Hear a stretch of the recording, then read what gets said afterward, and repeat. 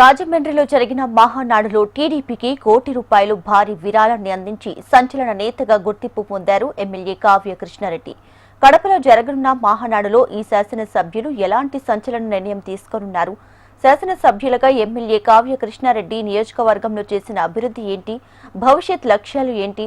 ప్రత్యేకించి మహానాడుకి నియోజకవర్గం నుంచి ఎలాంటి ప్రణాళికతో వెళ్లనున్నారు? కావ్య కృష్ణారెడ్డితో మా నెల్లూరు ప్రతినిధి Narasimhulu face to face.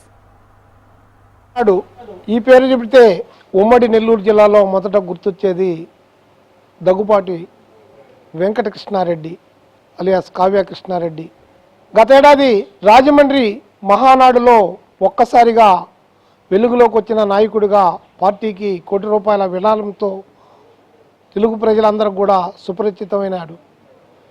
Scene cut చేస్తే ఏడాది తిరగకముందే కావలికి శాసనసభ్యులుగా ప్రజాప్రాతినిధ్యంలో ప్రత్యక్ష రాజకీయాల్లో ఈరోజు దర్శనమిస్తున్నారు. మహానాడు మరోసారి కడప వేదికగా జరగబోతుంది. ఈ మహానాడుకి కావలి నుంచి ఎలాంటి ఏర్పాట్లు చేస్తున్నారు? తొలిసారిగా కావలికి శాసనసభ్యులుగా ప్రాతినిధ్యం వహిస్తున్న ఆయన ఈ ఏడాది కాలంలో ఏం చేశారో, ఏం చేయబోతున్నారో కృష్ణారెడ్డి గారు మన దగ్గర ఉన్నారు. ఆయన అడిగి మరి కొన్ని విషయాలు తెలుసుకునే ప్రయత్నం చేద్దాం. సార్ చెప్పండి, మొన్నటి వరకు ఒకవైపు కాంట్రాక్టర్గా, మరోవైపు అక్కడ ఉన్నటువంటి అనేకమైనటువంటి ప్రాజెక్టులకు సీఈఓగా ఉన్నటువంటి మీరు ఈ ఏడాది కాలంలో శాసనసభ్యులుగా ఏం చేశారు? ముఖ్యంగా తెలుగుదేశం పార్టీని ఓన్ చేసుకున్న తర్వాత మీ యొక్క పయనం అధినాయకుడితో కానీ యువ నాయకుడితో కానీ ఎలా కొనసాగుతుంది?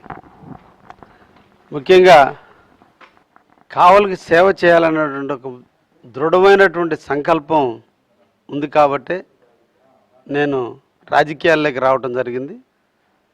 వ్యాపార సామ్రాజ్యాన్ని బాగా విస్తరించి సఫిషియెంట్ అయిన తర్వాత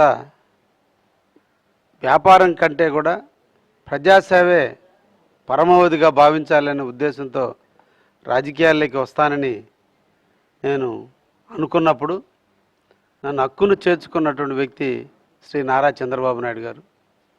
వారితో ఉండేటువంటి మమేకం, వారు నా మీద చూసేటువంటి ప్రేమతో నాకు 2024 ఎన్నికల్లో నాకు టికెట్ ఇవ్వడం కూడా జరిగింది.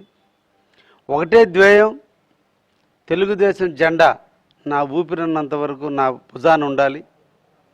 యువనాయకుడైనటువంటి మా లోకేష్ బాబు గారి నాయకత్వంలో ఈ రాష్ట్రం పరుగులిడే విధంగా వారి నాయకత్వంలో నేను పనిచేయాలి అనేటువంటి ఒక ఎయిమ్తోనే ఇప్పటి వరకు నేను నడుపుతున్నాను.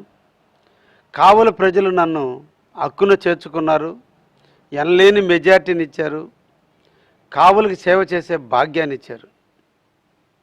నిన్నటి వరకు నేను మా కుటుంబ సభ్యుడిగా, మా భార్య, మా పిల్లలకే నా పరిమితమైన నా జీవితం. నేడు 2,43,000 ఓటర్లతో మమేకమైంది నా జీవితం. కాబట్టి ఈరోజు ఇంటి వ్యక్తిగా ఉన్న నేను ఈరోజు సమాజంలో కావలి నియోజకవర్తిగా అయ్యాను. కాబట్టి నాటి నుంచి నేటి వరకు కూడా ఈ సంవత్సర కాలం పాటు నిరంతరం ప్రజల కోసం, ప్రజల బాధలు తీర్చేందుకు, ప్రజల అవసరాలను నెరవేర్చేందుకు నిరంతరం ప్రజలతోనే ఉంటున్నా, ప్రజల కోసమే పనిచేస్తున్నా, ప్రజలతోనే నా జీవితాన్ని పయనం కూడా జరుగుతూ ఉంది. కావలి కాలువకి నీళ్లు రావడం చాలా ఇబ్బందిగా ఉంటే ఈ సంవత్సర కాలంలోనే ₹3,83,00,000 నిధులు మంజూరు చేపించి సిల్ట్ కూడా తీపించి రెండో పంటకి, బహుశా ఈ సోమశిల పుట్టిన తర్వాత రెండో పంట మెట్ట ప్రాంతానికి కూడా నీళ్లు ఇచ్చినటువంటి పరిస్థితి ఫస్ట్ టైం జరుగుతుంది. దానికి కారణం రాముడు లాంటి చంద్రబాబు నాయుడు ముఖ్యమంత్రి అవ్వటం వల్ల విస్తారంగా వర్షాలు కురిసి డ్యాముల్లో నిండు కొండల్లాగా నీళ్లు ఉన్న కారణాన్ని ఈరోజు రెండో పంటకు కూడా ప్రజలకు నీళ్లు ఇవ్వటం జరుగుతుంది. ఒక వెలుగులా గత మహానాడులో ₹1 కోటి విరాళంతో ఎంట్రీ ఇచ్చిన కావ్య కృష్ణారెడ్డి ఈరోజు శాసనసభ్యులుగా తను ఏం చేయబోతున్నానో, ఏం చేశానో కూడా చెబుతున్నటువంటి మాటలు. కెమెరా పర్సన్ ప్రవీణ్తో నరసింహులు, HM టీవీ, కావలి నుంచి.